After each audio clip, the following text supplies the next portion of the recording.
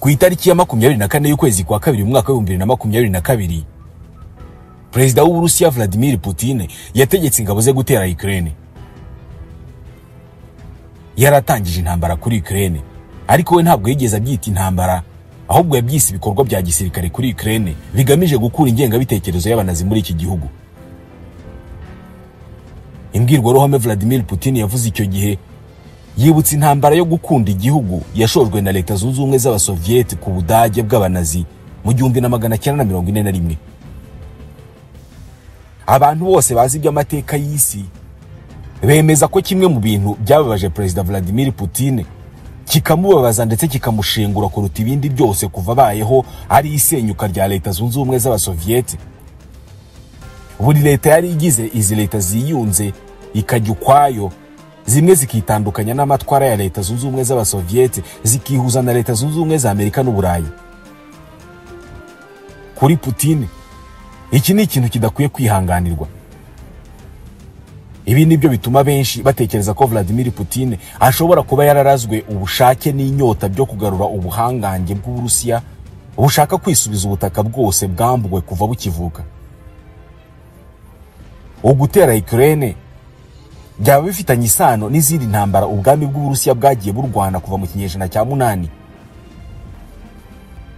Ni iyihe sano iri hagati y'iyi ntambara yo muri Ukraine n'uwigeze kuba umwami cyangwa se tsari w'Uburusiya Ivan IV bise Le Terrible wategetse Uburusiya mu mwaka wa 1533? Ni iyihe sano iri hagati ya Vladimir Putin n'umwami w'abami wategetse Uburusiya witwaga Pierre le Grand cyangwa se wiswe Catherine II? Ni gute abami bose mvuze bahinduye Uburusiya ubwami bw'igitangaza ariko bukaza gusenyuka, bikaba ari byo bibabaza Vladimir Putin kugeza ubwo yiteguye gukora byose bishoboka ngo Uburusiya busubirane ubuhangange bwabwo bw'icyo gihe? Ubundi ibazabishobora? Iyo tuvuga isoko y'intambara Uburusiya na Ukraine barimo barwana, tugarukira hafi ahangaha kwishingwa rya OTAN, intambara y'ubutita ndetse n'ibindi bikorwa by'ejo bundi mu myaka 70 ishize.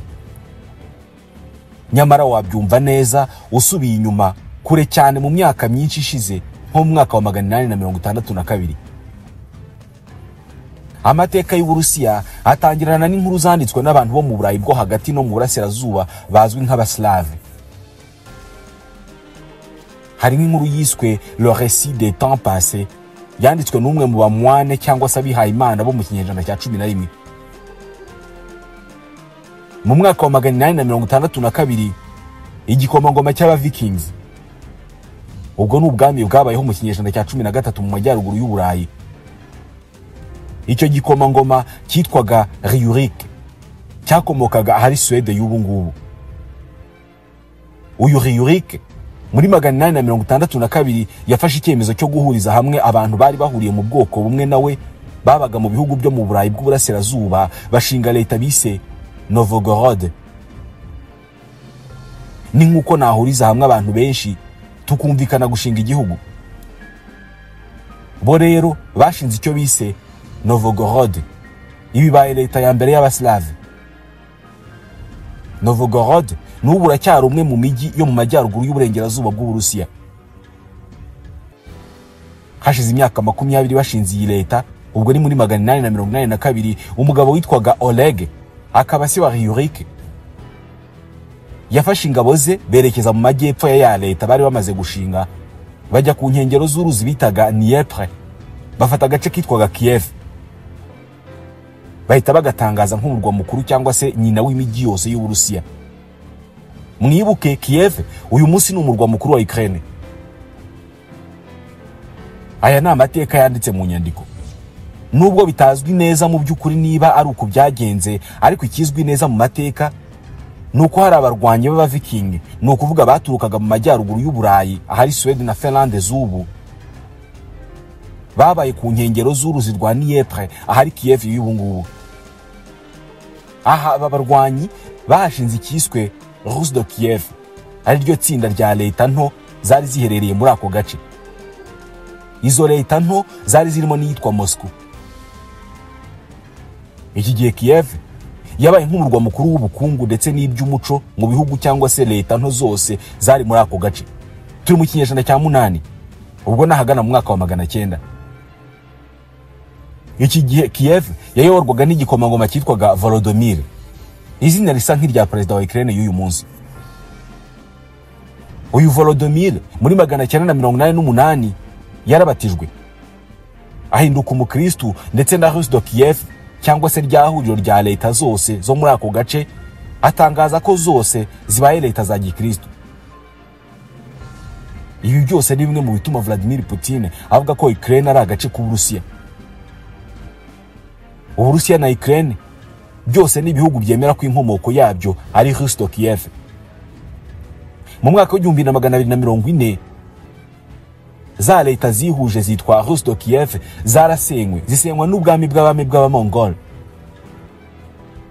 Mu 1480 igikomangoma cyayoboraga leta ya Moscow cyitwaga Ivan IV kigumuye kuri baba Mongol basenye Rus de Kiev, avuga ko Moscow yigenze kwibaye igihugu kwacyo. Yahise anatangira kugenda yigarurira abaturage bo mu nkengero za Moscow bose akabagira abanyamoscow. Iki gihe yararimo kubaka fondation y'igihugu kizitwa Uburusiya.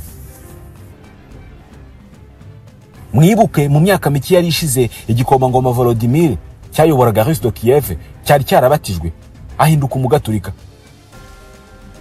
Hakurya yaho i Moscow Ivan IV we yari amaze gutangaza ubwigenge bwa Moscow ndetse akomeza kwigarurira uduce twaje kwitwa Uburusiya.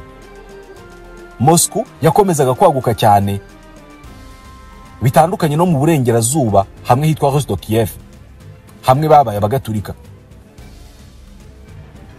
Byageze mu 1556 Ivan IV bise le Terrible yaraguye Moscow ndetse yarabaye ubwami bw'Uburusiya. Ubu bwami bwaguye ubucuruzi cyane cyane mu gace ka Siberia kabamo ubukonje bukomeye cyane. Ahangaha bahacuruzaga imyambaro ikozwe mu mpu z'inyamaswa zifite ubwoya bwinshi, ibyo bita fourrure. Ibi byazanaga amafaranga menshi muri ubu bwami bw'Uburusiya. Ivan IV le Terrible akijya ku butegetsi yagiranye amasezerano n'umwami w'abami w'Abaromani witwaga Auguste. Bumvikana ko Moscow igiye guhinduka Roma nshya ariko y'idini y'Abaorthodoxe. Bumvikana ko mission ye ari ugukwirakwiza Orthodoxy ariko akanagira mission yo guhindura icyo gice cyose igice kigezweho haba mu busirimu bw'imyemerere ndetse no mu bukungu. Muri iki gihe ubwami bwose bushaka gukura no kuba igihangange bwagombaga kurwanya abaturanyi babwo kandi bukabatsinda bukabigarurira. Ubwami butashoboraga kurwana ngo bwigarurire ibice bituranye nabwo bwarasenyukaga. Bivuga ko yari yo myumvire ya President Vladimir Putin uyu munsi.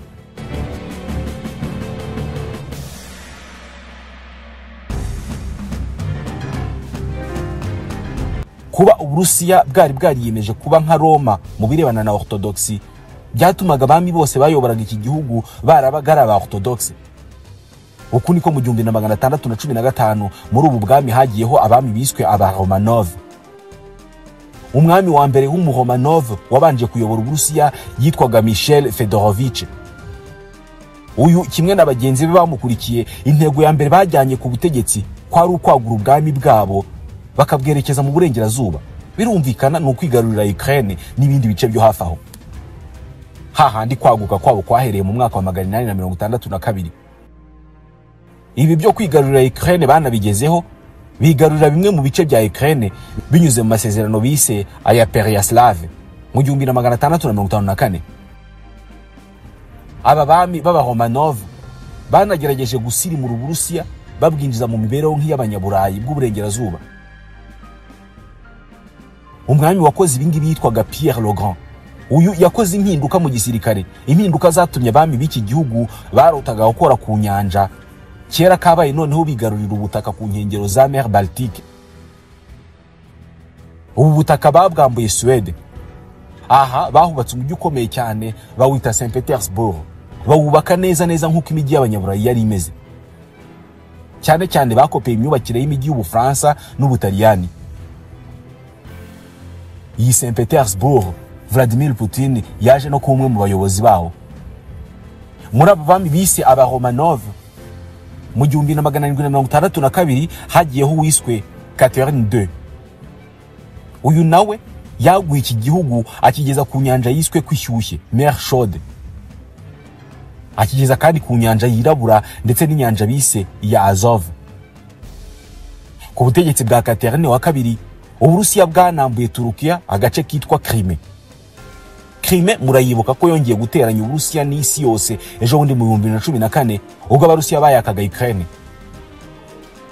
Uyu mwamikazi yashakaga ko Uburayi butegekwa n'ubwami bwa Gikristo, ndetse yanifataga nk'umuvugizi w'abakristo bose babaga mu bice bigenzurwa na Turukiya y'Abayisilamu. Uko kurwana intambara bazana midini ni iturufu ikomeye cyane ku Burusiya, kubera ko nk'ubwo mu 2014 ubwo Vladimir Putin yigaruriraga Crimea ifatwa nk'amarembo y'Uburusiya abwerekeza mu bihugu byo mu majyepfo. Putin yagereranije Crimea n'umusozi wubatseho insengero i Yerusalemu, umusozi Israel na Palestine bamaze imyaka barwanira. Hagati y'umwaka wa 1772 n'1795 Uburusiya bwarwaniye n'Ubudage bwitwaga Prusse icyo gihe barwanira Polonye. Iki gihe Polonye ibihugu byombi byarayigabanye, maze Polonye ihagarika kubaho mu gihe cy'imyaka hafi 130. Ibi biri no mu bituma Polonye ifasha Ukraine muri iyi ntambara, kubera ko Polonye irakibuka ko Uburusiya bwigeze kuyibuza kubaho mu gihe kirenga ikinyejana. Ukurikije aho tugeze ubu tuvuga ukugerageza kwiyagura ku Burusiya, nawe urabyumva ko ubwami butari bwiteguye guhagarika kwigarurira ibice. Mu kinyejana cya 19 ubu bwami bw'abami bw'Abarusiya bwari bumaze kuba igitangaza. Muri iki gihe nabwo bwigaruriye Georgia, bwigarurira Finland, bwigarurira bimwe mu bihugu byo muri Aziya yo hagati ndetse n'ibihugu bita Caucase biri mu misozi iri hagati y'Uburayi na Aziya. Bageze naho bigarurira bimwe mu bice biri ku nkengero z'Ubushinwa, byose ku nyungu z'ubukungu n'ubucuruzi. Abami banyuma bategetse Uburusiya bagerageje kwagura iki gihugu mu ihangana rikomeye n'ibihugu biri mu Bufaransa n'Ubwongereza nabyo byarimo byigarurira ibihugu mu bukoroni. Uku guhangana kwanavuyemo intambara ya Crimea mu 1853. Iyi yashyamiranyije Ubufaransa bwarwanaga ku ruhande rw'Ubwongereza n'ubwami bwa Turukiya, barwana n'Uburusiya bwashakaga kwigarurira Crimea. Iyi Crimea mubona bapfuye umunsi bayirwaniye kuva mu myaka 300 ishize. Mu 1904 umwami wa nyuma wategetse Uburusiya yitwaga Nikola wa kabiri. Aba bami bose twavuze bategetse Uburusiya babitaga abatsar. Uyu Nikola wa kabiri yari afite ibibazo bikomeye muri politike y'imbere mu gihugu. Uyu yatangije intambara ku Buyapani muri uwo mwaka wa 1904. Yashakaga kwigarurira Korea yari iri mu maboko y'Ubuyapani. Uyu iyi ntambara yarayitsinzwe, ibyahise bigira ingaruka zikomeye ku bwami bw'Uburusiya. Byahise biteza imyigaragambyo y'abaharanira ukwishyira ukizana no kwigira ku Burusiya mu 1905.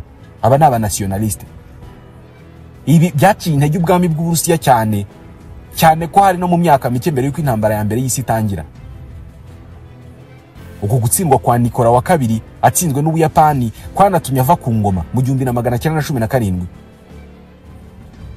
Bitekerezwa ko uku gutegekwa n'abatsare cyangwa se abami b'Uburusiya muri iki gihe byabaye umutwaro uremereye cyane ku Burusiya, kubera ko bigaruriye ibihugu byinshi bimananira gutegeka igihugu kingana gityo. Byabananiye guhuriza abaturage bangana uko hamwe ngo bahurizwe munsi y'ingoma imwe bayoboke. Uburyo bwo kwigarurira ibihugu byinshi n'abaturage benshi ni nabyo byakozwe na Leta Zunze Ubumwe z'Abasovieti nyuma yaho, ariko bwo ukwigarurira ibihugu bakwambitse ikoti ry'ubufasha n'ubugira neza kuri ibi bihugu. Babwiraga ibi bihugu ko babizaniye imitekerereze myiza ya gikomuniste ibafitiye inyungu zitagira ingano. Aya mateka yose, izi ntambara zose abami n'abategetsi b'Uburusiya barwanye, ibi bihugu byose bigaruriye, iki gitinyiro n'icyubahiro bubatse, Putin niwe wabirazwe.